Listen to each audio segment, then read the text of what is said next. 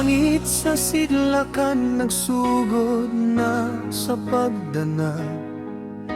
Gipapahawang mga landong gikan sa kwarto, ug niining hilom nga takna sa pagmata.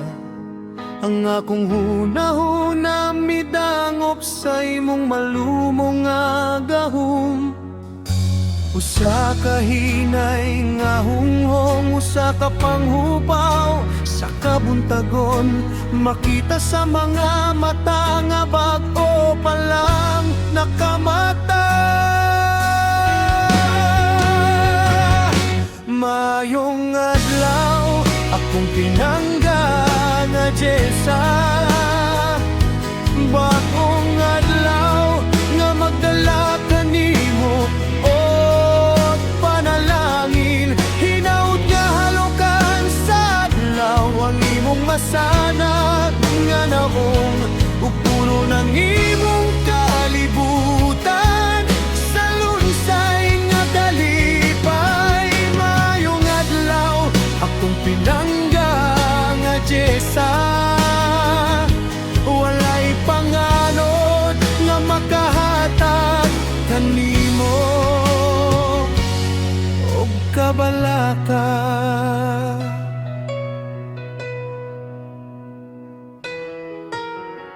Ang kape nagbukal, init ug lami ang kahumot. Mga sekreto nga gitago sa kabuntagon, apan walay mas tamis pa sa imong mahal nga ngalan. Nga nagpabiling nagdilaap sa kalayo sa gugma.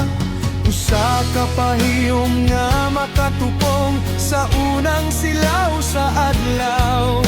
Naghatag og kahayag sa tanan na akong mga adlaw.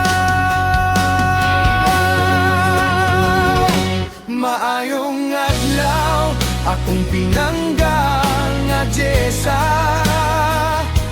Bagong adlaw nga magdala kanimo og panalangin. Hinaut nga halukan sa adlaw ang imong masanag nga naong, ug punang imong kalibutan sa lunsay nga kalipay. Mayong adlaw akong pinangga nga Diyesa.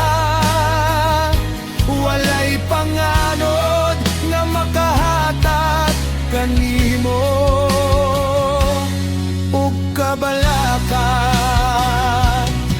Ang kalibutan nagmata, uban ang hinay ug malinawon nga lihok, ug akong mahanduraw ang imong tamis nga nawong.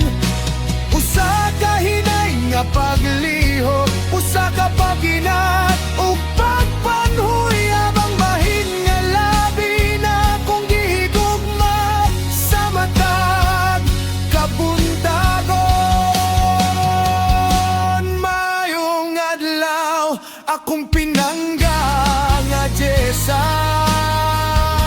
Bagong adlaw nga magdala kanimo og panalangin. Hinaut nga halukan sa adlaw ang imong masanag nga naong, ug puno ng imong kalibutan sa lunsay nga kalipay. Mayong adlaw akong pinangga nga Diyesa. Walay panganod nga makahatag kanimo og kabalaka.